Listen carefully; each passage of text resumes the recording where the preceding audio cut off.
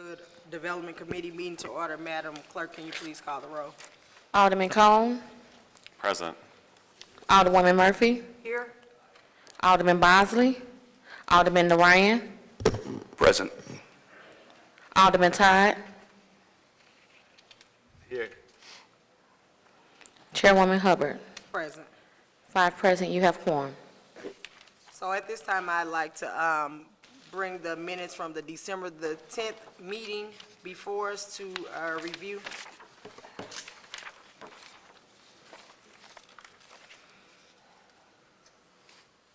Having reviewed the minutes, I'll entertain a motion to adopt the minutes from the December 10th I meeting. move that we adopt the minutes from our previous meeting. Second. So moving to second, the minutes from the December 10th meeting have, oh, we had to call the roll. I'm sorry. I'm moving fast. I'm trying to get us started. Madam Chairman, please call the roll. Alderman Cone. Aye. Alderwoman Murphy. Aye. Alderman Bosley. Alderman Narayan. Aye. Alderman Todd. Aye. Chairwoman Hubbard. Aye. 5 aye votes. So the minutes from the December 10th meeting have been adopted. At this time, I believe we have some bills that we have heard before, but we did not take a vote on, so we would like to bring some of those bills forward. And of course, I'll go in order of seniority with that. So at this time, we'll hear Board Bill 118, Alderman Roddy.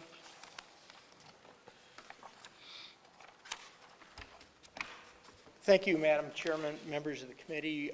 Board Bill number 118 is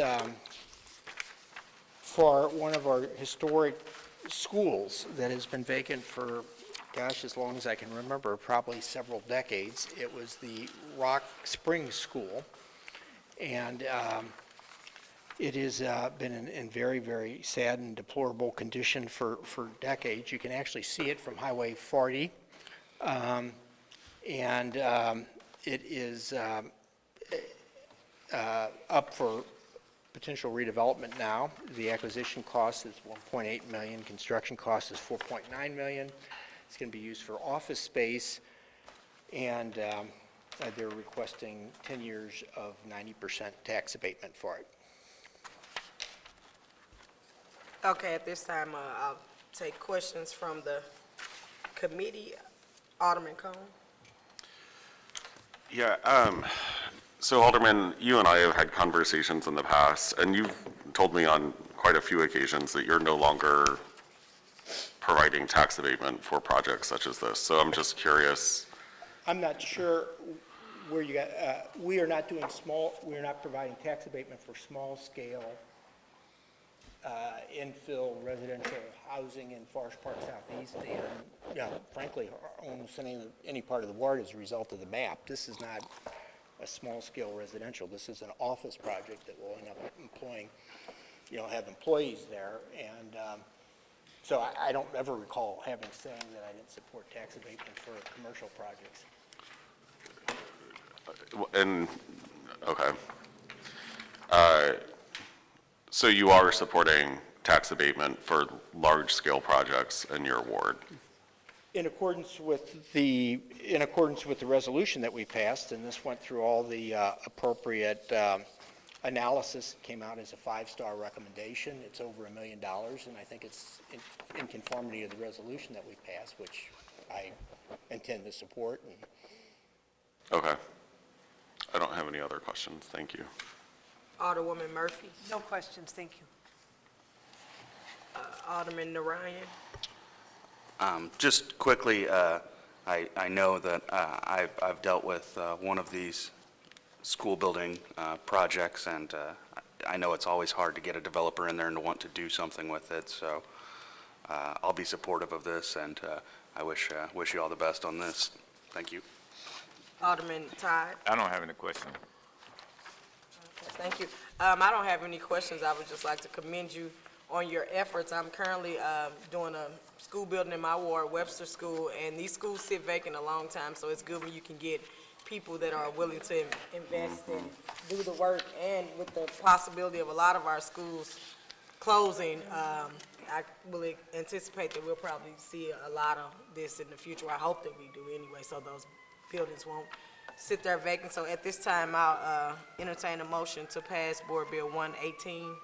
So moved. Madam Clerk, can you call the roll? Need a second. Second. Oh, okay, second. Thank you. Alderman Cone, Present. Alderwoman Murphy, Aye. Alderman Bosley, Alderman Narayan, Aye. Alderman Todd, Aye. Chairwoman Hubbard. Aye. 1 present and 4 aye votes. Thank you, Madam Chair, members of the committee. You're welcome. Board Bill 118 is out with a do pass recommendation. At this time, we'll hear Board Bill 161. 161. Alderman Roddy. 162 is what I was. You have a 161 and a 162. It's a Chapter 99 blighting study for West Pine Boulevard. Yep, you do. Where's Matt at? It was in my packet, not unless it was packaged together. 161 is here. Yeah, it's here. Here's 161. Do you need? Chapter 99.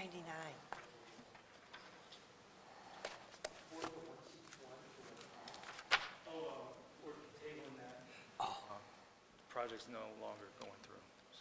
Oh, okay. That explains it. A 162. Board Bill 162.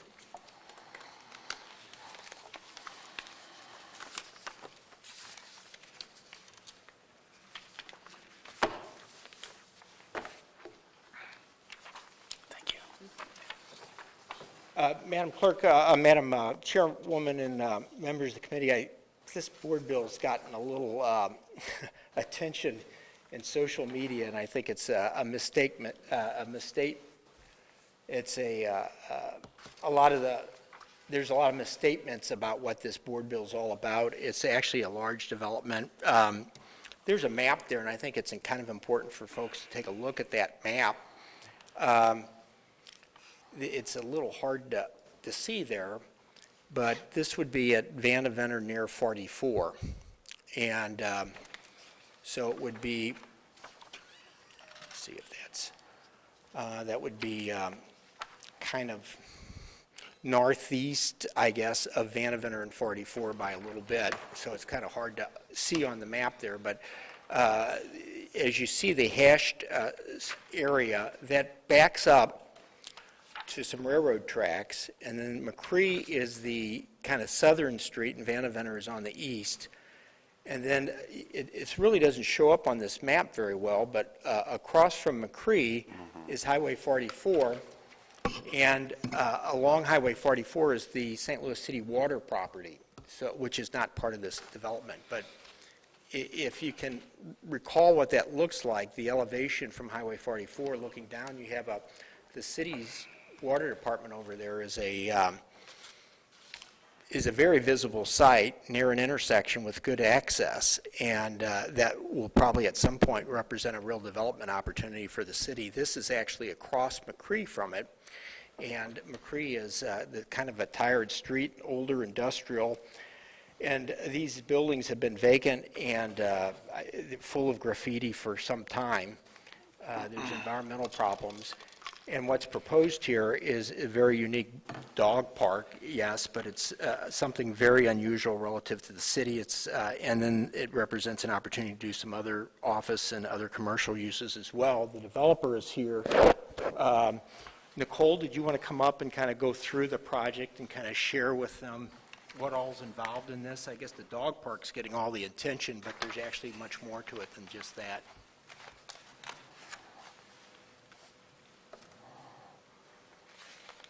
Morning.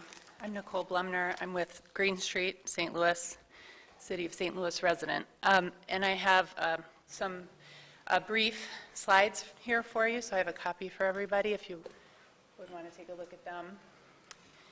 So we actually have 2 properties that we're applying for tax abatement here. And if you look at page 2 of our presentation, you can see we have different colors for the 2 properties. 4565 McCree and 4591 McCree. 4565 is approximately 4-acre site.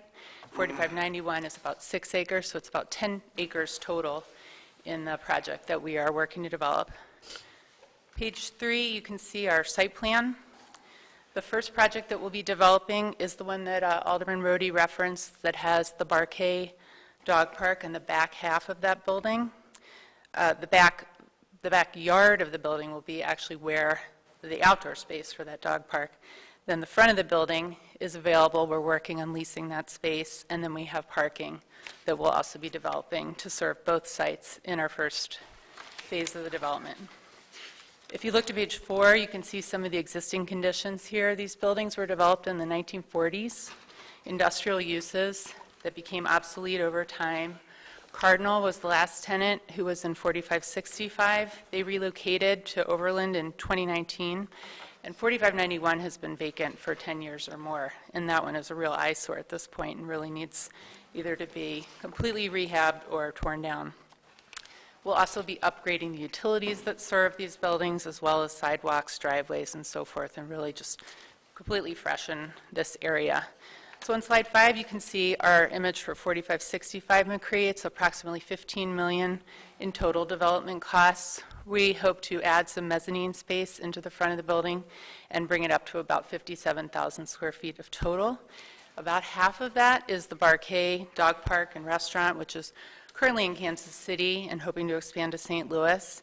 And then the front would be for creative office users. There's a lack of space in the Grove for these types of users, so we anticipate that people will want to locate, and we've got some strong interest and leads in that space. Just a little bit more room, more visibility for companies. A company in the Grove right now that's potentially interested in growing into this space. So a total of up to 150 employment positions. On page 6, you can see our rendering of the building.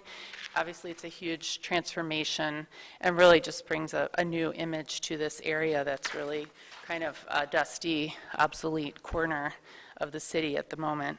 And then on page 7, you'll see an image looking at for 4591. We may do a renovation of that building. We're trying to figure out sort of cost benefit of that at this time. It possibly could be a new facility.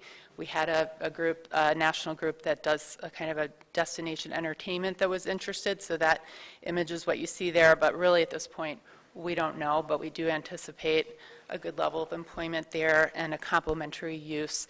And really we see this area as being able to serve and provide amenities to people who live in the Grove. We're building a lot of new units in that community, and both the dog park and whatever goes next door will also provide amenities to those residents. So that's a little bit of our project. On the back page, you see our sources and uses, which is what had been presented in the fiscal analysis, and that's kind of the summary of these two sites.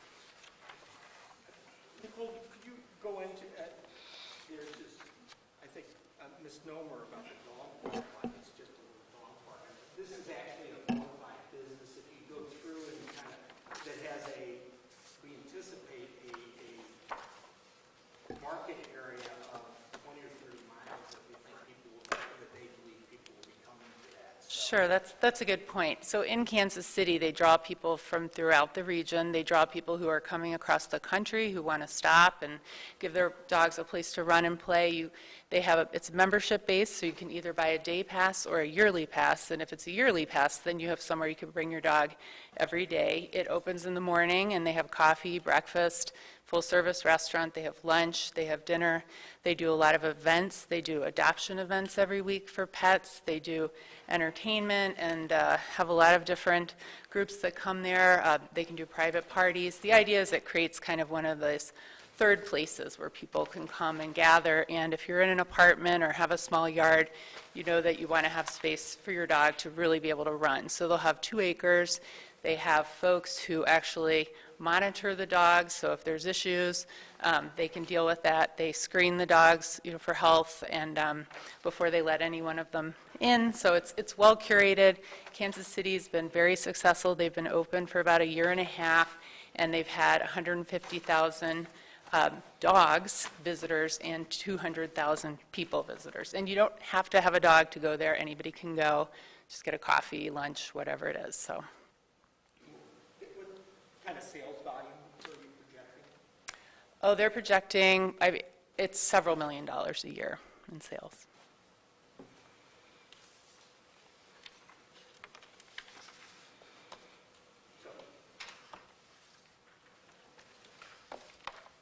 Are you done with testimony regarding Alderman? I believe it went through the same financial analysis that, Okay.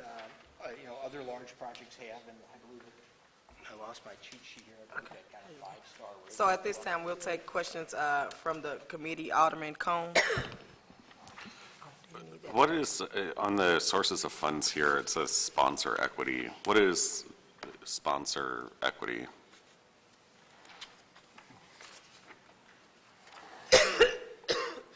That's just developer equity into the project. I think that's correct, yeah. So, okay.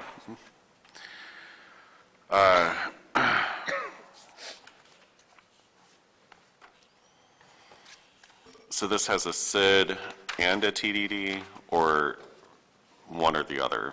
The source of funds here has both listed? Yeah, it's just a SID. That's just the way that that line item is categorized. Okay. There is no plan for a TDD? And you can confirm that, no. Okay. Has the SID already happened? Is that, Alderman Roddy, that would go through your committee? Would have gone through Ways and Means. Or, okay, I don't know. I don't believe it has. okay. Have the new market tax credits been awarded for the project yet? They have. They have? Yeah.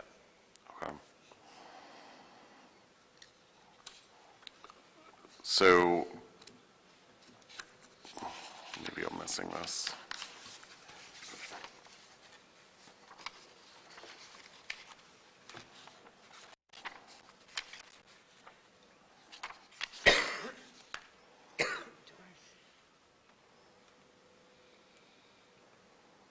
So where's the value of the tax abatement? I don't, We've separated this into two projects because we're suggesting different tax abatement schedules. So on the Barquet, which is the 50%? Yeah, the 50% for 10 years.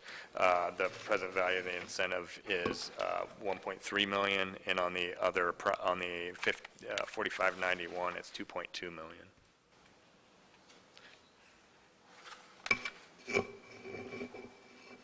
So about 8% of the Barquet project and 15% of the other commercial project. And what is the average that we're using in terms of tax abatement on these large-scale projects? How much, in terms of, tax abatement is essentially creating equity for the developer for these projects, right? Well, So the savings or cost avoidance on them, I mean, it's creating, it's not capitalized like a CID might. I mean, it's taken off their net operating income, so it allows for higher debt or, for them to do that.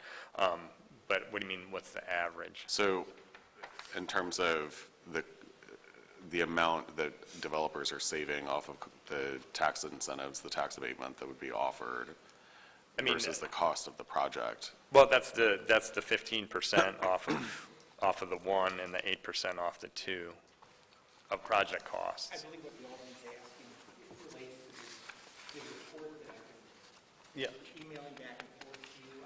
He's asking what the average is, and I think the answer is we don't really know that yet. So we're working on trying to. Is that's in that report? We're working on trying to go ahead. Last year was probably the first year that we've done a comprehensive report. We think we're on the verge of having a comprehensive report done that will show the value of the tax abatement relative to the development costs for every project in the city by and so forth. Now, it's still, we're going back and forth on some of the data we should capture. We're not going to get all of it that we would like to have, but it's a fairly significant improvement over what we've seen historically, and hopefully make that available for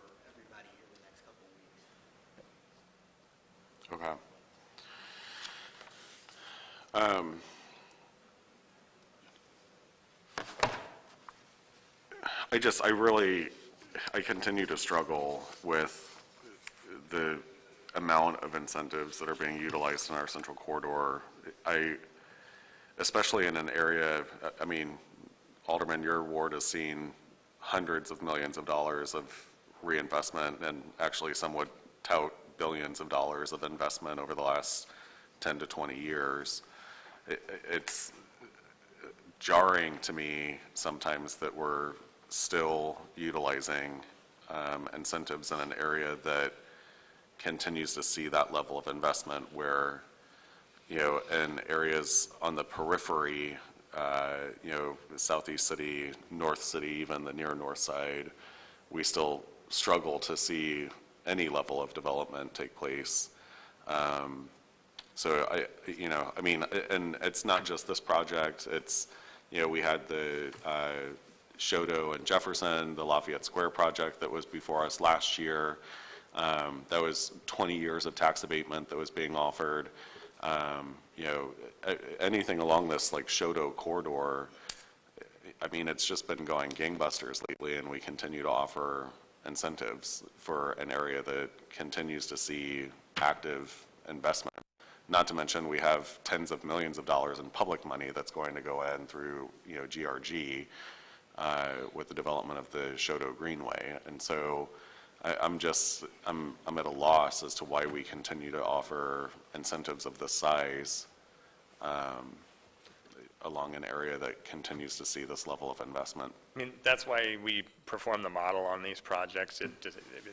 Yeah, but the model isn't really geared. Need and a demonstrated benefit. The model, though, is geared towards how much the city is going to be able to recoup off of its investment, you know, based off of the incentive. That's the model. Yeah. Okay, so the model doesn't gauge the need for investment. It gauges what the city is going to be able to recoup in terms of its, essentially its cost of giving away the tax incentive. And we also analyze the, you know, the need to a specific project to incent it to get the investment needed to make that project happen. In a lot of these projects, without that incentive, they could not get either the equity or the debt investment from debt sources to make the project work. So that's what we look at. If I could, Yeah. obviously we disagree somewhat on this, although I certainly understand some frustration. I think there's several things that are overlooked. One is that much of the area that's seeing reinvestment in the Central Corridor has seen perhaps the most disinvestment in the St. Louis region. We're talking about older industrial areas that frequently have environmental contamination. And, you know, think of the foundry. It's a 12-acre site. That's a foundry. It's environmentally contaminated. This site, I believe, has environmental problems with it. There used to be hundreds of people, and the city used to make millions of dollars in earnings tax off of those areas, and they just stopped. You know, that school that we just did, that's been vacant for 20 or 30 years. The amount of disinvestment that's occurred in the Central Corridor over the last 50 or 60 years has just been, you know, devastating. You know, that's certainly an element of it. The other element of it but all due respect, Alderman, the disinvestment in North St. Louis has been far more devastating. And I would also argue in Southeast City, we have the same industrial corridors down on the south side that run along the railroad track. They have a higher rate of vacancy. They don't have nearly the value that these in the Central Corridor do. You know, we have school buildings all over the city, you know, outside of the Central Corridor that have been vacant for 30, 40 years. You know, Cleveland High School has almost been vacant for 20 years at this point in time. You know, I mean, so it's as about somebody 12 who's years. been doing this for 30 years, Alderman, I will tell you that 5 years ago, things like Manchester was still largely vacant. And if you go ahead and begin taking a look at, as an example, beyond just the residential, you have the whole idea of employment. And many of these projects are designed to create employment opportunities in addition to housing. And, you know, the Central Corridor, the number of jobs that are in the Central Corridor you know, there's 75% of the city's jobs are in the central corridor. In the 17th Ward alone, there's probably 25 or 30% of the jobs. So much of this development and investment that is occurring in the central corridor is being done so that people can actually have jobs there. The medical center, for example, the billions of dollars that are occurring at the medical center of investment, that doesn't get tax abatement. It's not. Those are tax-exempt organizations that are building those large buildings, and 20 or 30% of the people that work there live in the city, and many of them probably live in your ward.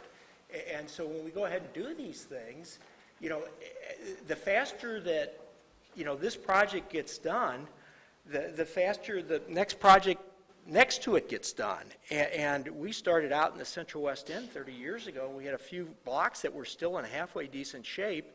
And then the few blocks around them got done, and then Cortex got done, and then Forest Park Southeast got done, and then Botanical Heights got done. And now, you know, we're taking a look at things east of us, and things that are along Grand Avenue that border the 19th Ward and in the Gate District are being done because these projects that have happened in the 17th, you know, that in the western part of the ward got done.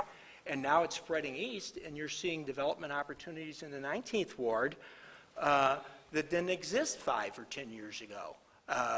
You know, what's going to happen down along Grand Avenue and there's Shoto down there, that's certainly, part of that's in the 17th Ward, but a lot of that's going to be in the 19th Ward. And you go into the Gate District, and what's happening down there, that would have never happened without the new hospital being built and some of the other things that have happened over there. It's like a quilt. You know, we've done, you know, you do one square of the quilt and then the next square of the quilt. I believe there's things going on in the 18th Ward today that wouldn't have happened if it hadn't been for the 17th Ward. I think there's some of the things that have happened in the ward. I think some of the things that are going on in the 26th Ward is a reflection of what happened in the 28th Ward. I think some of the things that are happening in the 5th Ward are a reflection of what's happened in the 7th Ward. That's correct.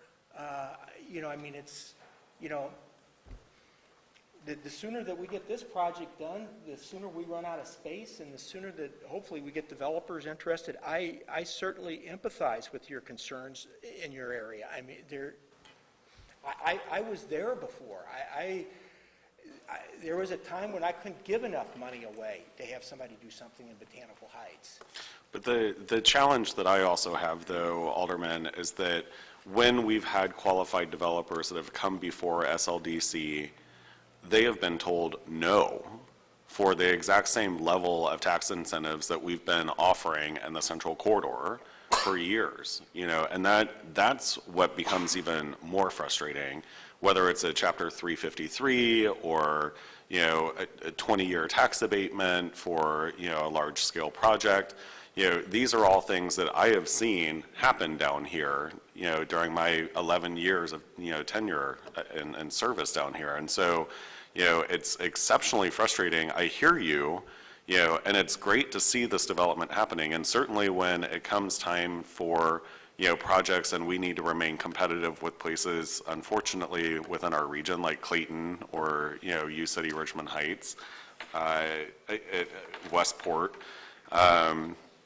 you know, I understand that's a kind of internal household struggle that we have as a region, you know, but we continue to have projects that I don't know if they necessarily address the but for, you know, if this does not happen, you know, will this project continue? You know, I understand that there's financing that's predicated on, you know, the terms of the incentive, but is financing still possible without the incentive? You know, there's still several million in new market tax credits that's been awarded to the project. You know, this is, I really feel like we can do better in terms of how we're evaluating providing these incentives. You know, I understand that you work from your nodes of strength, like totally understand that and can appreciate it. But at some point in time, we also have to pause and say, you know, where do we draw a line and continue to push investment further out of that central corridor area? And I don't think we're going to solve that, dilemma or question here today. But I really, Green Street has obviously been a tremendous partner in the city and has done very quality work all over. Certainly appreciate them as a partner in developing our city. But I really struggle, with projects like this and how we're incentivizing them. If I could, not to be argumentative, but to hopefully be cooperative, we did spend a couple years trying to better understand this. I think we have quantified it in ways that have never happened before, and it's still new. I think we're learning. Hopefully we'll improve. Part of the discussion, which my intent to directly responding to you is that at the HUD's meeting tomorrow, we are having Rodney Krems in. Feel free to check your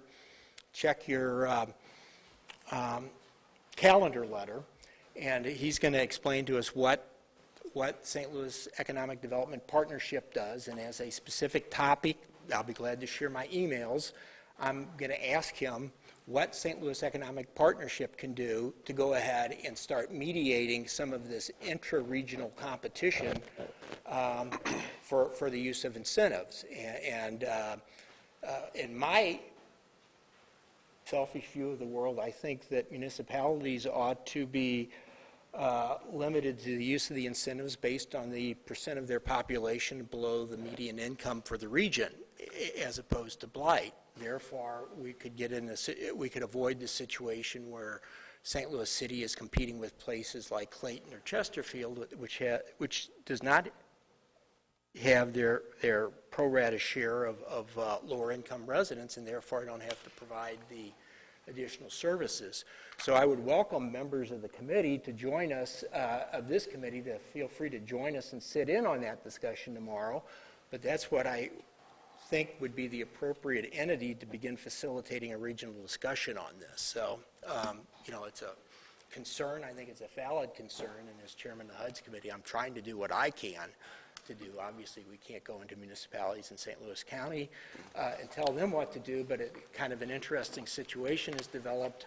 Maryland Heights and the county have kind of gone separate ways on the use of TIF for a project out there, and that might be an indication that the county government is interested in perhaps becoming a little bit more assertive. So we're going to hopefully begin broaching that subject tomorrow with the executive director of the St. Louis Economic Partnership.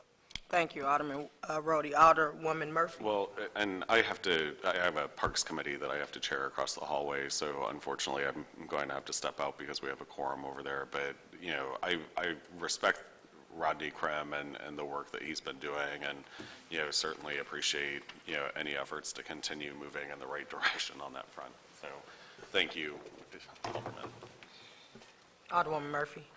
Yes, I appreciate, Alderman Roddy, what you said about that. It's hard to compete with Clayton and Ladue and Chesterfield, and we're always faced with that.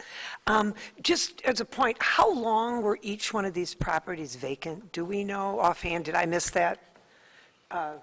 Like the Barcade? Sure. So in the case of 4565, that was at the end of last year. Okay. Okay. And what was in there before? Cardinal Building Supply. So they provided siding, gutters. Okay. And Small workforce that was there. And then the other building, at least 10 years. I don't have the exact date. okay, no, thank you. That's all. Alderman Bosley. No questions. Alderman Narayan. Thank you. Just a couple of questions. I see here that Phase 1, you anticipate 150 jobs. Phase 2, about 300 jobs.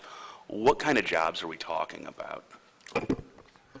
So Phase 1, it's a range of jobs. So Barcade, it's a hospitality venue, so it's restaurant people. There's some management within that.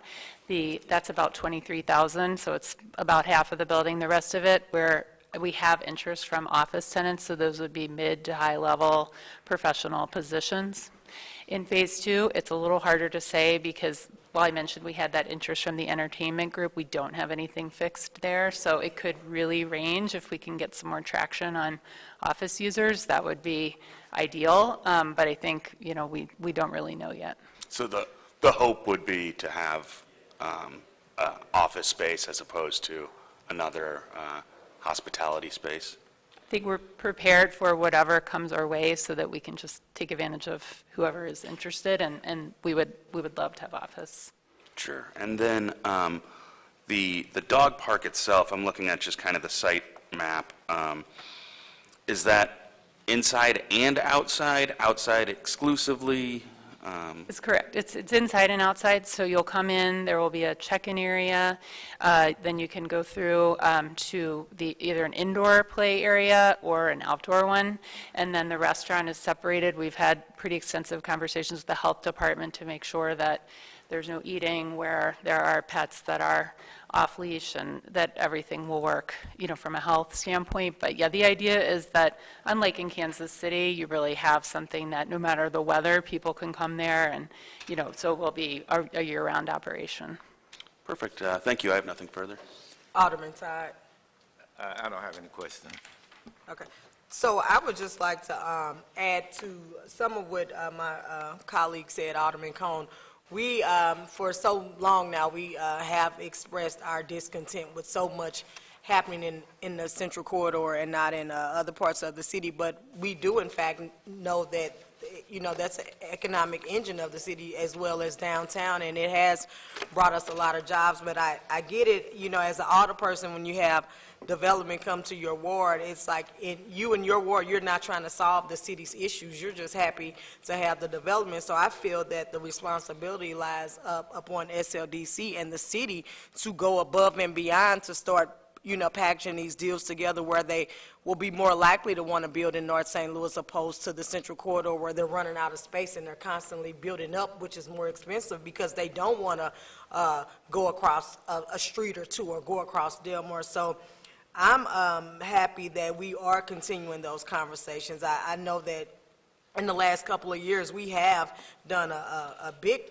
look at incentives and how we allocate incentives, but I think it's just important for us to put, not necessarily the blame, but put it where it needs to be, and that's on our development arm of the city, who to me has not gone above and beyond to try to rebuild North St. Louis. And I think the caucus and many members of the board have expressed our discontent with that process because we definitely need to see growth. I mean, you have blocks and blocks and blocks of vacant property, and I understand the business part of it too. If you're looking at your bottom line and how you're going to, what the return on your investment is going to be, you may not necessarily want to go, build in North St. Louis. But we have to start somewhere, and we have to let developers know that we're open for business in North St. Louis. And sometimes people are often beat up about giving incentives, but I'll give them whatever they want to create growth and jobs in my community. So I think that this is definitely not the meeting to hash all of that out, but I think that going forward, we need to have some serious conversations about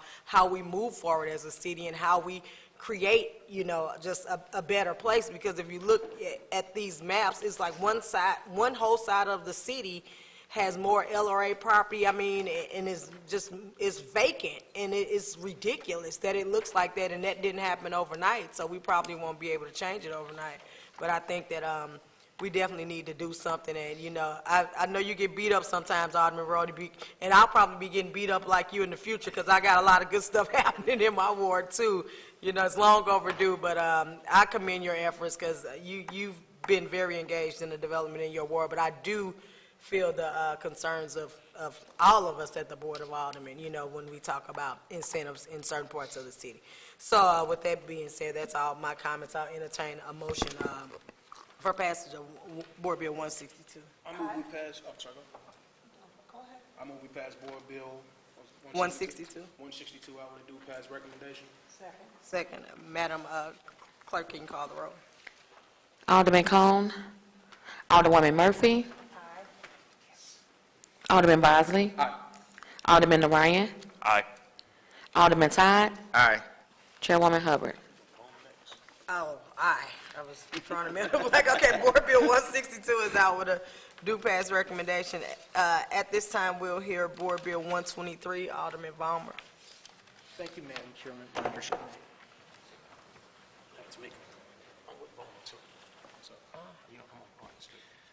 Good morning, Madam Chair, members of the board. Before us is Board Bill 123. Sharita, here's some handouts. Thank you. For some of you, we've seen this before. It's two properties, 5476 Dempsey and 5027 Daggett, both being done by Pagano Land Development. These are tear downs of existing old houses and new single-family homes being built. Acquisition cost of one is $83,000, the other is $130,000. There's a construction cost misnomer there. That's actually the sale price of $45,000. The construction cost is $332,000. Zach and I caught that little misprint. The Daggett Avenue house is the one that is across, next to the new development going in, the 12-acre site, with down around, I guess it's always easier on the hill to let you know, it's down around Ragazzi's restaurant. The Dempsey Avenue one is about a block down from Antonino's restaurant. We can discuss either one separately, but they were both tear downs of very old, dilapidated houses and new construction going up. The Daggett house will be a new 2,520 total square foot house with a garage, 2-bedroom, 2.5 baths. The other one is 1,896 square feet, 2-car garage, 1.5 story, 3-bedroom, 2.5 baths, where we typically had 3 rooms, a bathroom that was added in 1939 before they had no plumbing in the hill. So these are both brand new homes. The abatement is 5 years. The map calls for 5 years at 50%. The board bill allows 5 years at 40% on the improvements. So it's a very minimal, but the map is there, and these folks and the developers see the map, and we try to work with them. As you see, we've actually knocked it down a little from what the map allowed. I'm open to any questions. Okay, Alderwoman Murphy. No, just a comment. I said no one wants to live like our grandparents did. No. We grew up with 9 people in 4 rooms. Now they have 4 people in 19 rooms. Yes. I was 7 in a 4-room flat, Yeah. so I understand. Yeah. I know it sounds wonderful. I like the idea that it's the 5 years at 40% just on the improvements. Only on improvements, yes. And because this brings people into the city, and and that's what we need. I said I wish I had more of it myself. Thank you. Thank you. Alderman Bosley. No questions. Thank you. Alderman Narayan. Thank you. Just to keep it quick here, I owe you a bit of an apology on a procedural issue. I voted no on this last time. I'll be voting no on the floor, but my intent was not to kill this in committee. I believe that we should have robust debate here. So I apologize. I miscounted my votes here. So I will be voting to get this out of committee, but I'll continue to feel the way that I feel regarding these single-family developments in my neighborhood and in your neighborhood on the floor. So that's all I have. Thank you. Alderman Todd. I don't have any questions. So hearing no other questions, I move that we pass Board Bill 123 out with a do pass recommendation. Second, previous roll. Hearing no objections to previous roll, Board Bill 123 is out with a do pass recommendation. Thank you, committee. So at this time, we'll hear Board Bill 204, Alderwoman Martin.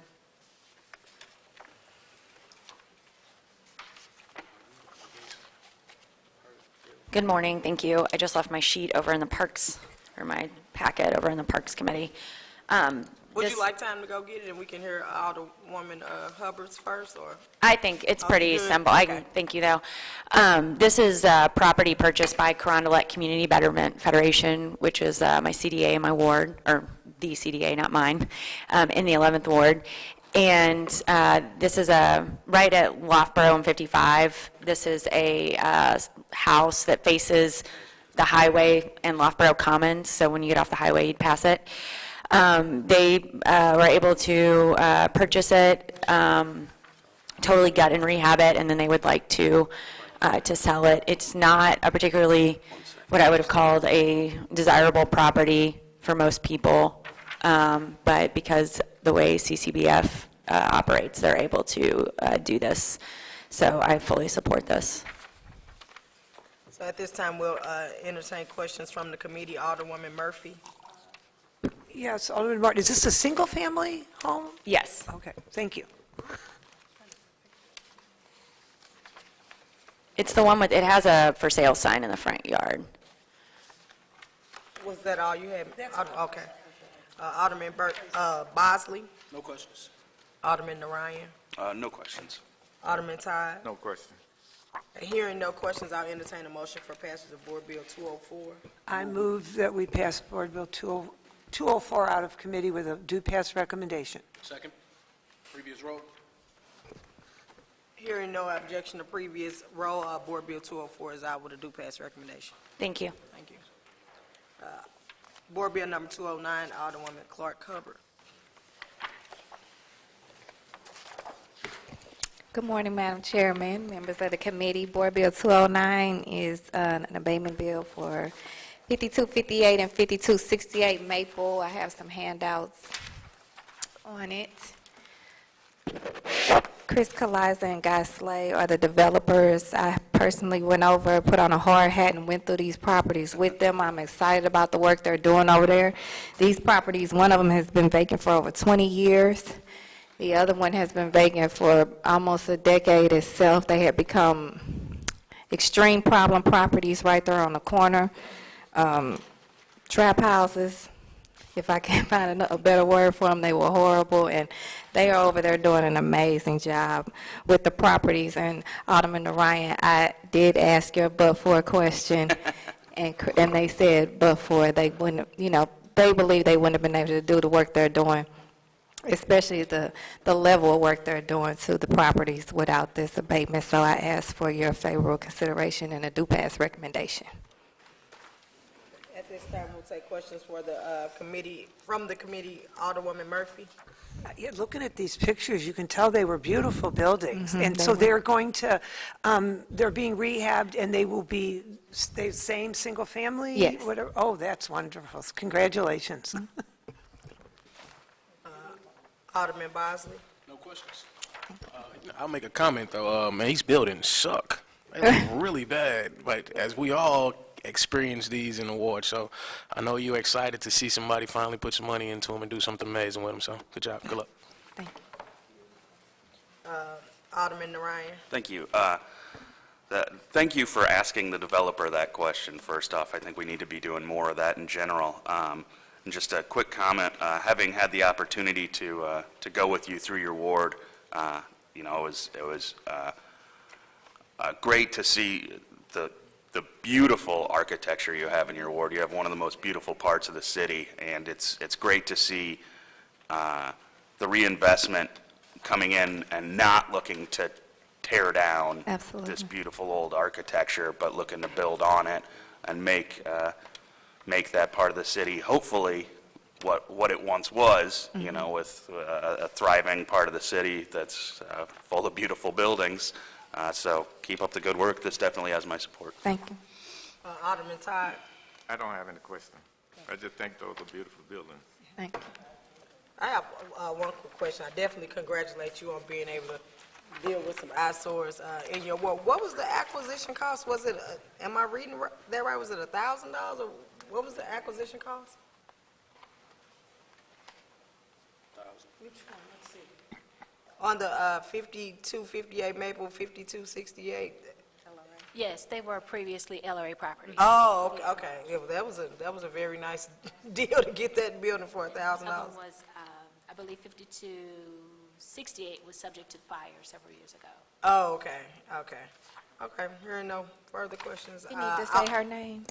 Or does she need to say her name? We know Okay. who she is. You work for SLDC. Everybody knows me. So at this time, I move that we pass Board Bill 209 out with a due pass recommendation. Previous roll. Hearing no objection to the previous roll, Board Bill 209 is out. Thank you. Thank you. So at this, Can I just go get on the record? I'm coming right back. okay. So at this time,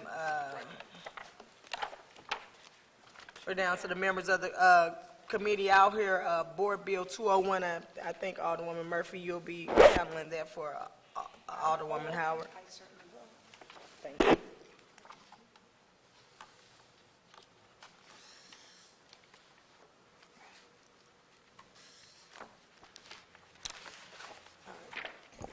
Chairman and members of the committee, I said this is a board bill for 3933 Delore. It's in a Chapter 99 redevelopment plan. It's a 7-year tax abatement at 95% assessed value. I have some handouts here for the building.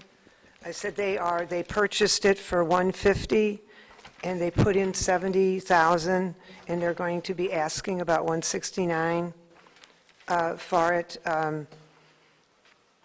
It's Delore is an interesting block. There's a lot of different housing on it, and I think this is an effort to keep the street up to, up to par, and to maintain it. So I'll entertain any questions. I said 7 years at 95%. Okay, Alderman Narayan. No questions. Alderman Todd. I don't have any question. Okay, hearing no questions, I move that we pass Board Bill 201 out with a due pass recommendation. Second.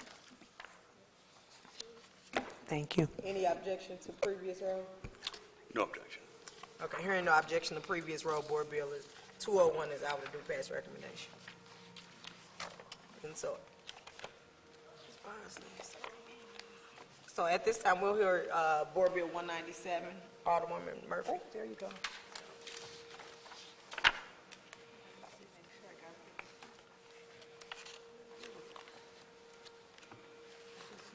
Here I am. Let's see.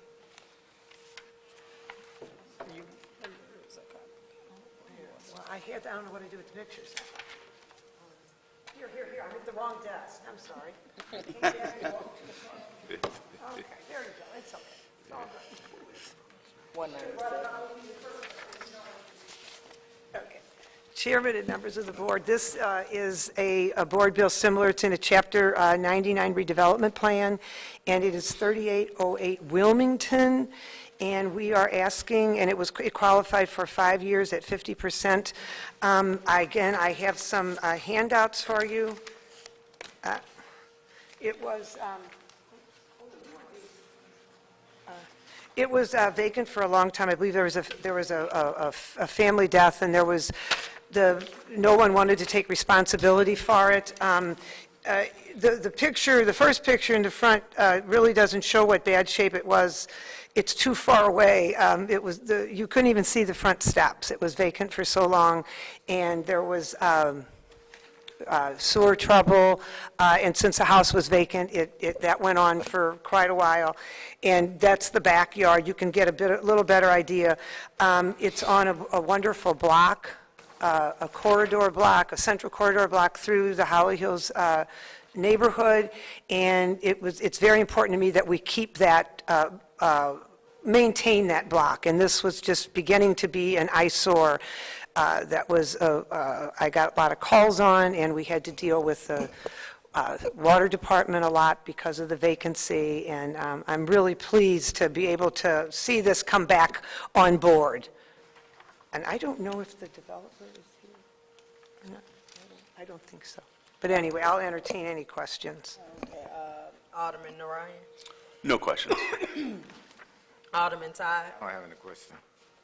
And so I just want to make sure I'm clear on this. So the acquisition cost was $97,000, and then Right. they're going to put another $50 into it, I guess, to Right. bring it back? Okay. And at present now, they intend to rent it. Okay. But the developer has done other work, and I'm confident that they will, maintain it and, rent to decent people or whatever. Thank you. I'll entertain a motion for Board Bill 197. So moved. Previous row. Second. Okay. Hearing no objection to previous row, Board Bill 197 is out with a due pass recommendation. He walks insane. So, at this time, we'll hear Board Bill 210, Alderman Bosley. And then so we need to put the community substitute before us after that, or how does that work? Afterwards. Afterwards, okay, that's what I thought.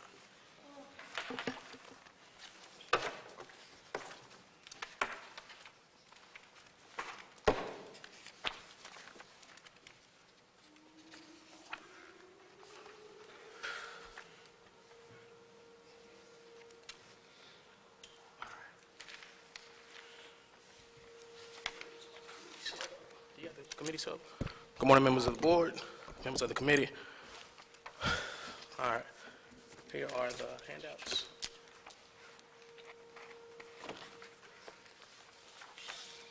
Thank you.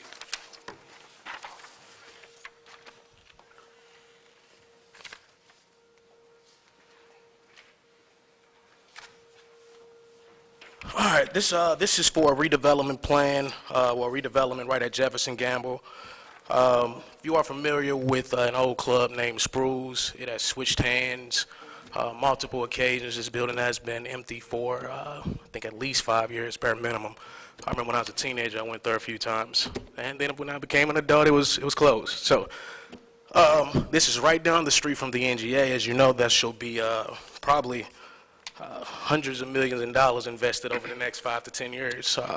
And this will be one of those developments that is no difference. I believe, if I remember correctly, this is a $10 million development, which is pretty interesting. I think that is kind of the biggest investment along that corridor, maybe aside from the NGA, and at least 5 to 10 years. I haven't seen anything along Jefferson come up. We just turn everything down.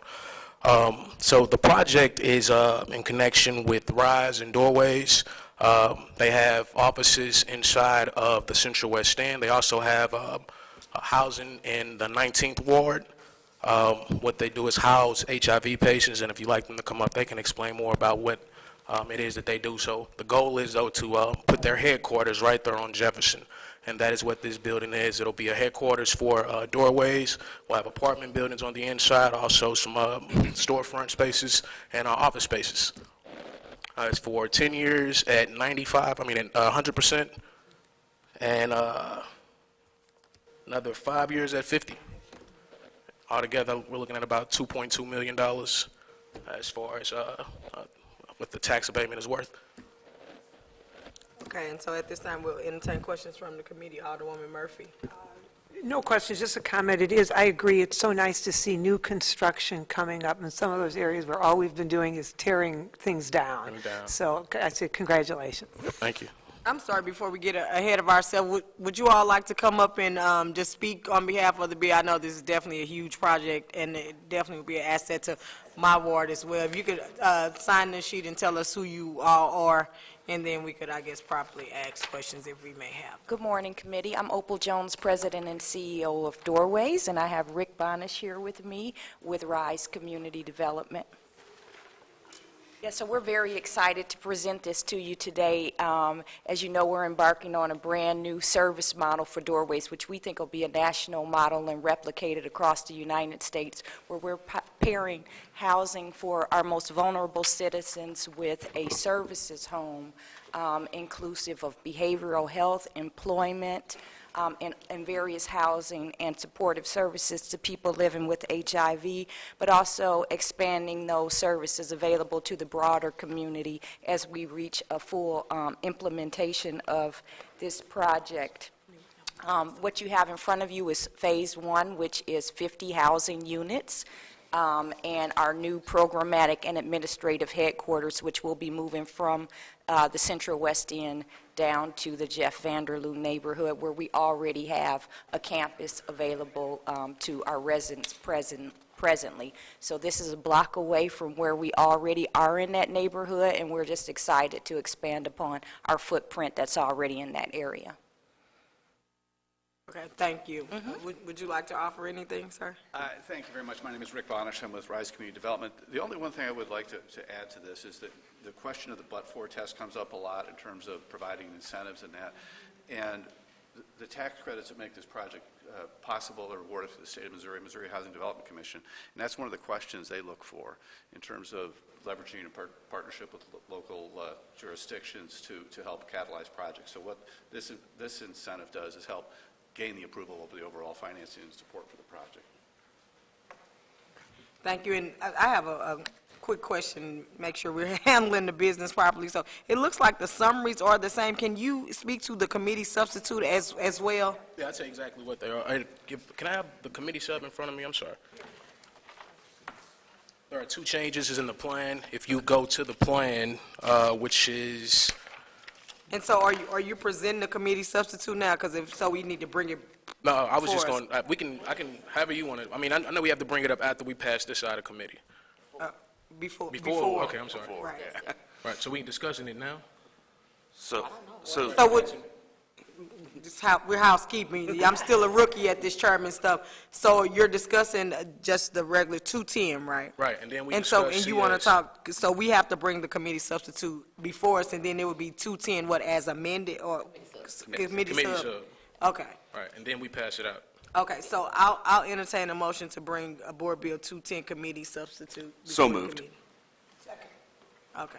All right, so this board bill, No objection to previous row. Board Bill 210 committee substitute is before us. yes, sir. Yes, ma'am, thank you. So if you turn to page, well, the first page of the plan, which is after page 9, and you go to page 2 of the plan, the differences in the committee sub and the actual board bill, pull it up right quick, is just a few lines. Alderman, do we have the committee sub in front of us? Yeah, it's clipped. Oh, mine was.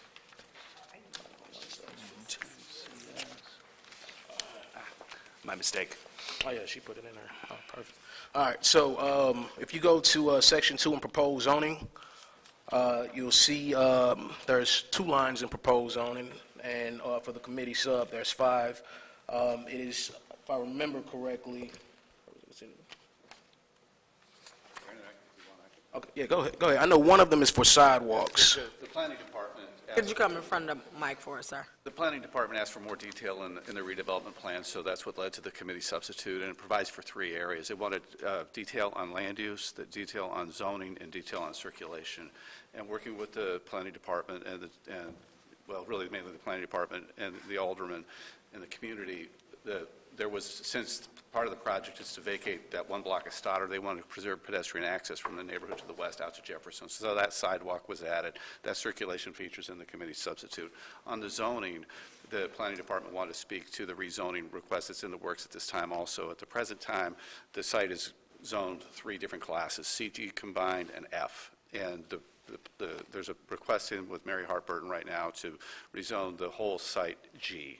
And so that is in your committee substitute as well. And the reason for that rezoning more than anything is to provide for a consolidation of the site and then to be able to re-subdivide. And that's not possible to happen with multiple zoning classes. And then the third item is detailing of the land use. And so added information is in your plan describing the mixed-use nature of the project, which will be residential, administrative, office, and retail. Those are the changes. Perfect. Summed it up so very gracefully and well. Thank you, sir. All right, so that is the project in whole. We ask for your favorable consideration. Of course, you know, this can be something that will, as Alderman Roddy said, spur more development. Generally, if you take up space on this side, if somebody see you doing something with it, somebody wants to go next to it. Everybody wants to build where development is already happening. So it's going to be an amazing project for, I think, the city as a whole. Right. Okay, so we'll run back through the committee again. Do you have anything, Alderwoman Murphy? No questions. I love the concept of the residents and the help and all that being there at one time. That's wonderful. Alderman Ryan. Yeah, just a couple of quick questions. So you mentioned that this would be housing for HIV patients. So could you tell me a little bit about how that works? I'm happy to. We've been providing housing and health care to people living with HIV for 32 years in the city of St. Louis. So what we aim to do here is to provide housing for people who are at their most vulnerable state. There are folks who are homeless or precariously housed, like I'm on your couch and I'm just one step away from homelessness or an argument away from homelessness. And because we know that those individuals need a lot of wraparound services, that's why we paired the idea of having that housing being directly located with our new headquarters, where we can have 24-hour surveillance and access to the residents. We'll have an on-site pantry, which will be staffed in conjunction with our friends at Food Outreach who are already doing this work. We partner with St. Louis University Psychological Services Center to come in and do the behavioral health work for us. We've got employment connection. We've got a memorandum of understanding with them to do the employment piece. So the residents and their family will be living on site, but it is an integrated living environment with all of the other services that Doorways offers. Okay, so the model is, I guess, the rents would be paid by grant money or something else? Correct. Doorways has a mix of public and private funding. Like I said, we've been around for 32 years. Sure. We have about a $10 million operating budget, so we have existing subsidies that we'll put into making this project feasible. And of course, we're fundraising for new dollars now. That's the great thing about this project. It's very much been public and private. We've got a capital campaign going on where we've raised over $4 million. The community has really come out in support of this project. And then, of course, we were just awarded those low-income housing tax credits, which gave this project life. And I would say that that was on our first try, and that's really been as a result of the city, SLDC, Alderman Bosley, and everybody coming together to make that happen for us.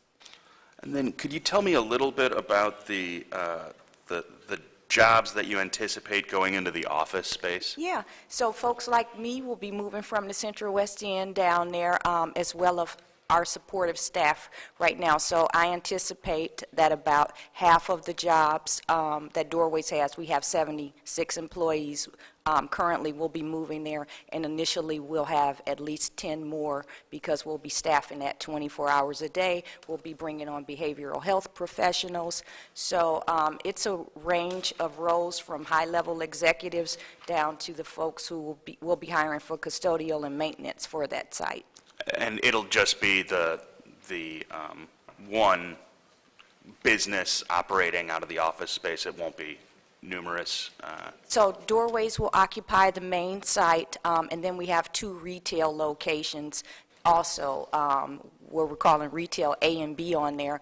We've talked to a number of banks who are interested in our corner tenant space, and then it's unclear yet who will occupy the second tenant space. Okay. But and our idea about that was to address stigma and isolation through this. We wanted to bring as many people onto our campus as possible for non-HIV related reasons. So if I'm there going to get services, you don't know if I'm at the bank, I'm getting services or what. And it helps the community of people we're trying to serve, but it also helps educate the broader public. So there's a lot that we're trying to address with this new model, in addition to providing the care for the residents on site. Great. Yeah, I think it looks great. I've driven by this plot of land, and I think it would be a lot nicer to see you know, the picture on this side than the picture on this side right now. And it's just kind of icing on the cake that it sounds like not only is it going to provide a useful service for city residents, but also reduce some of the stigma associated with folks that have HIV. So I will certainly be supportive of this, and great job, Alderman. Alderman Todd. I don't have any questions. I just have a comment. I would like to commend you for building up in your ward, and thank you for Alderman Bowsley. Thank you. Thank you, and I don't have any questions at all. I just have a comment. You know, this space was definitely one that's been near and dear to my heart for a long time. I, like you, Alderman Bosley, got a lot of inebriated memories in that dwelling. And it was so funny to see it transition throughout the years. It was rules, and it was crazy because the Fifth Ward Alderman always thought that it was actually in the Fifth Ward, but it was actually in the Third. But I actually did my first campaign kickoff when it changed to Lavish briefly, and we just had a lot of stuff going on in the neighborhoods. People had stolen air conditioner units off and just all kind of stuff. But I commend you on your efforts, and I'm definitely grateful to have it butt up close to my ward, because that whole corridor is about to change. The last development prior to this being underway, we did LaSalle School right there, and you have Car Lane, and then you have these plans for the hospital, and it's just so much is getting ready to change, and like all of the connectors that we've been looking at that will definitely come right past your front door on Jefferson, so that's huge, and with NGA being an anchor, I'm glad to see so much stuff getting ready to happen in the community, and I tell people all the time, I mean, we're open for business in the 3rd and 5th Ward. Look, come develop, and I love that you are thinking of the possibility of having a bank as a tenant, because in that footprint, especially in the 5th Ward, it has the unbanked population will literally blow you away. Most of our constituents are going to cash their checks at check cashing places and gas stations, and are being charged 30–40% and stuff like that. So I commend your efforts, and whatever I could do to help on any level regarding you all stay in the 3rd/5th Ward, I'm open to it. So at this time, I'll entertain a motion for passage of Board Bill 210 committee substitute. So moved. Second. Yeah, you can do that. Previous roll. Hearing no objection to previous roll, Board Bill 210 committee substitute is out with a due pass recommendation. Thank you. Congratulations on that, too. Thank you. Okay, and so our last bill, we'll have Board Bill 144, Alderman Todd.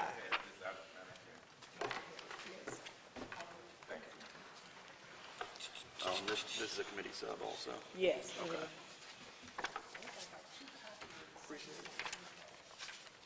Looks like a nice project.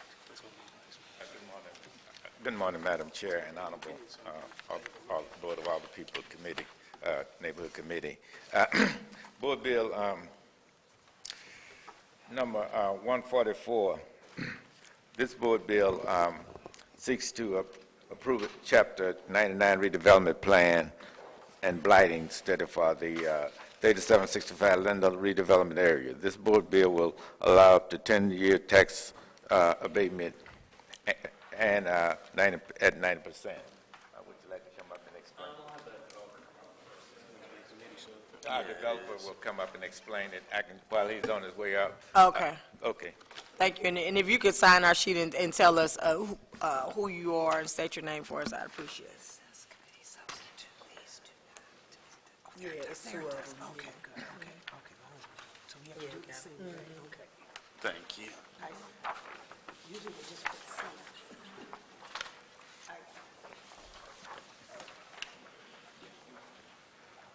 Good morning, committee. So I'm Mitch Cordy. I'm with CDG, the developer, and I'll just give you a real quick intro about us. We are a local development company. We're based in Clayton. We're actually building out an office in Midtown, though, right now, off Locust, so that's something we're really excited about. We develop multifamily across the country, and, we really focus on high-quality design, high-quality materials, and, bringing buildings that are new and exciting, but also really blend in and, give credence to the fabric of the neighborhood. And we're really looking to, this will be our first ground-up development project in St. Louis, so it's something that, we're really excited about.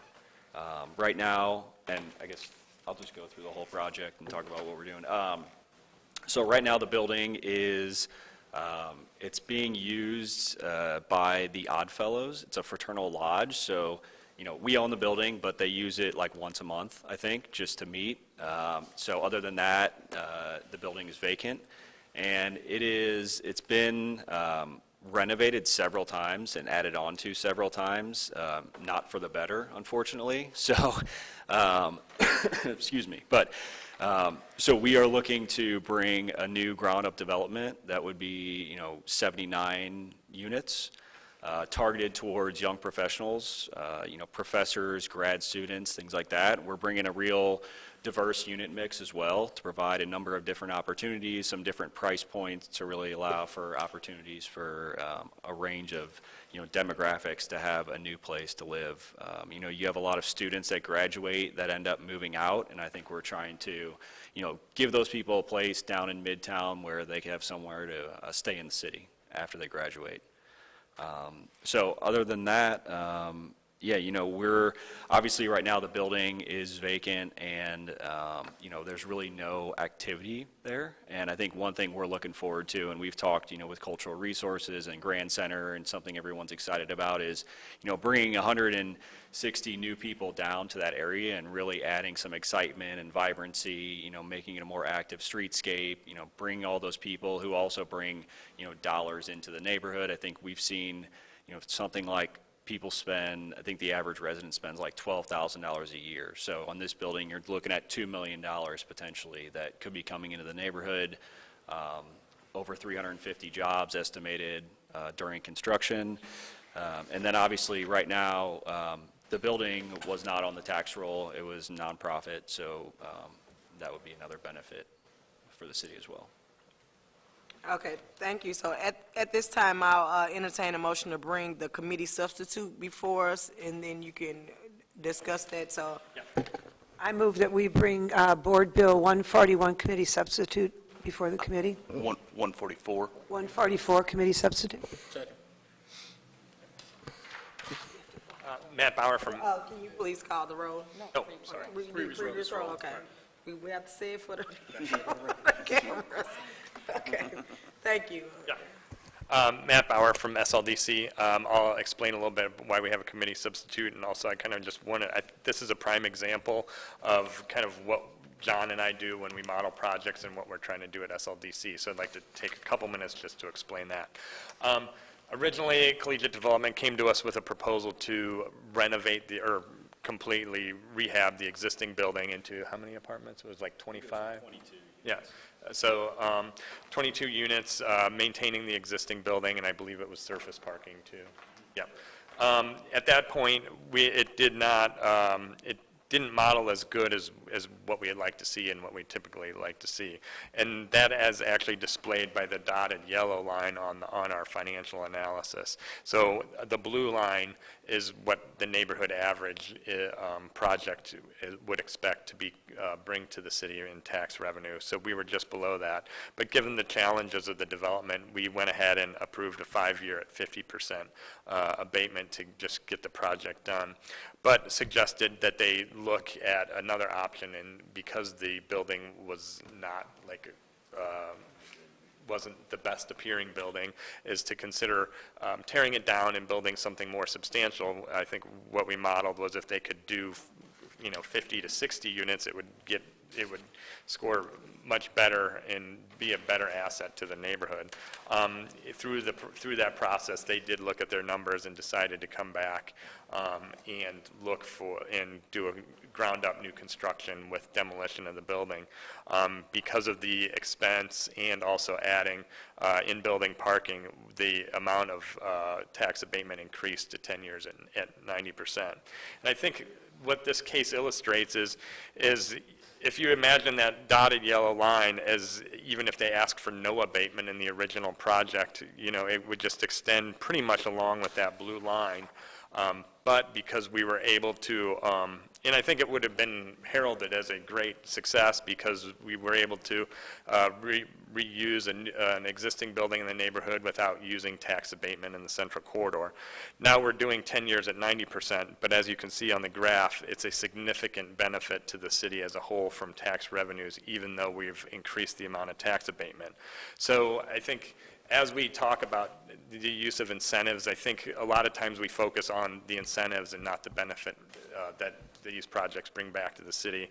And this is a good example of how we can utilize the tax abatement to generate better projects that create a better return for the city, not just focusing on not using tax abatement or using tax abatement. So again, this is a 4.5 star project, and in the first 10 years, over the existing project, it generates over the existing building, it generates with the incentive, it generates about $170,000 benefit for the city and $120,000 for the school district, but over a 20-year period, that increases significantly to over $600,000 benefit for the city and $1.3 million for the school district. So we're happy to see this project moving, and we're happy that we could collaborate in this way to make it a better and more impactful project on the site. So thank you. Thank you. Okay. Alderwoman Murphy? No questions. I believe you answered everything very well. This went from a nonprofit to eventually a tax-paying thing, and I see city earnings tax and sales tax and all that, and so I'm very happy to see that happen. And that's one of those mid-century modern buildings that. It's not even a good mid-century modern. You're right. So, and the projected one looks very nice. Anyway, thank you. No questions. Alderman Bosley? No questions. Alderman. Comment, though. Oh, okay, go ahead. I actually have seen this building on multiple occasions, and I always drive past it and wonder, what are they doing with this building? So it's really good to be involved and see that you are have your eyes on turning into something magnificent. I think it'd be definitely a great project, and you're targeting families. I think that's extremely well. The youth and trying to keep them in the city. That's extremely important in trying to rebuild our population. So you definitely have your eyes set on the right target. Good job, Alderman Todd. Thank you. Alderman Narayan? Just a couple of quick questions here. You said that you had numerous price points that were going to go in for these 78 units. Do you have units set aside for low-income or affordable housing in this project?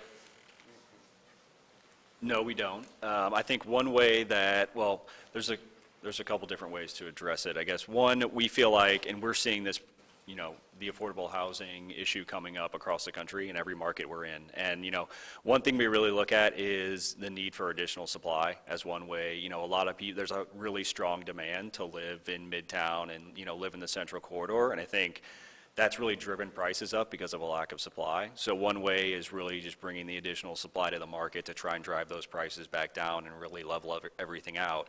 The other thing we're doing here is we're providing some 4-bedroom units. And what that does is, you have recent graduates that maybe they just, their parents were paying for school, but now they're out on their own. They just cannot afford to live by themselves. So these 4-bedroom units, it's almost sort of like a co-living scenario where you can live with some roommates still. It's much cheaper. It's a much more affordable price point, and, kind of gives you that transition to get out on your own, but you're able to still stay in the city. And so what are your price points? Where do they, yeah, so where's the for range example, at? if you looked at, a studio or 1-bedroom, you're probably talking, $1,200 per unit. But if you were living in a 4-bedroom, it would be around like $800 per bed. So, a couple $100 difference if you're willing to live with some roommates and really get, And then, so how many bedrooms are there total, do you know? 162. 162. And you mentioned that you have parking on site. How many spots do you have? We have 66 parking spaces. 66. Yep. And they're all, it's all below the building. Okay. Yep. All right. I have nothing further. Thank you. Right.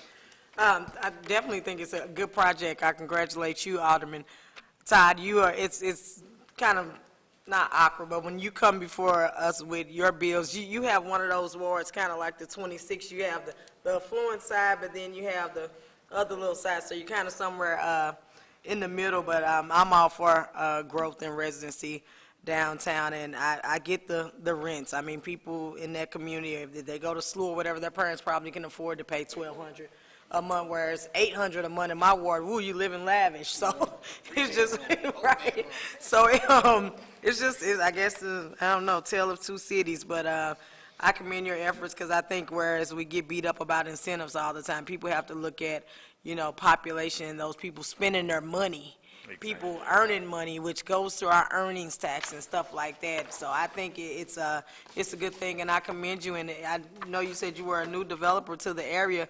Hey, we're wide open in the 3rd, the 5th, everywhere else. We got big lots full for you to do anything you want to do. So reach out to us, and I just want to congratulate you again. And with that, I'll entertain a motion to Oh, we have someone else wants to speak on it? Okay, sure, come up, sir. Hi, everyone. My name's Dan Pate. I'm just a citizen dude. I don't have anything except some questions to ask about this project in particular. I was looking at the developer return analysis on this one, and this is the updated with the tear down and rebuild. Okay. The it looks like. So are you speaking in opposition to the bill, or? Yeah. Okay, I have some okay, questions go ahead. about. While I definitely think that getting a building like this back in use, especially from being a nonprofit and with the questionable facade, shall we say, is going to be really good. I want to make sure that, you know, in your ward, there is the affluent side. This happens to be on that affluent side. And I'm just wondering how much we need to incentivize 90% for 10 years for something that could really be construed as student housing. The developer's name is Collegiate Development Group, and they've done tons of student housing projects with this proximity to SLU. It's a little bit troubling that we might be subsidizing luxury student housing for a college that doesn't pay taxes already. So I understand the coming in 4-bedroom units with a co-living situation at 800 could also be really easily done as student housing rather than after graduate, postgraduate housing. The developer returns, looks like it's 5.8%, or no, 5.5? Yeah, 5.5 with no incentives and then 6.3 with incentives. We're right below the low end of the range. It seems like at, you know, 65, 70%, and with some type of a clause in there that we could ensure that it isn't used as student housing and really provides the jobs for the community, that might be a good way to go. Those are the only questions I had. I just wanted to make sure that we're examining how we're using the incentives on the affluent side, because I work with and volunteer with the Academy Neighborhood Association and Catherine and everything, and I know they would love to see more stuff on their side. Okay, thank you for your comments, sir. Would you like to close?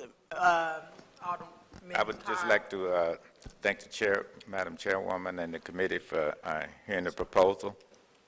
And I would like to make a motion that the committee accept the proposal for the bill to pass. Second. Previous roll. Hearing no objection to previous roll, Board Bill 144, committee substitute is out with a due pass recommendation. Thank you. Congratulations, Alderman Todd. And this concludes our neighborhood development meeting. Now, it was a long one today, but I appreciate your time. This park's still going.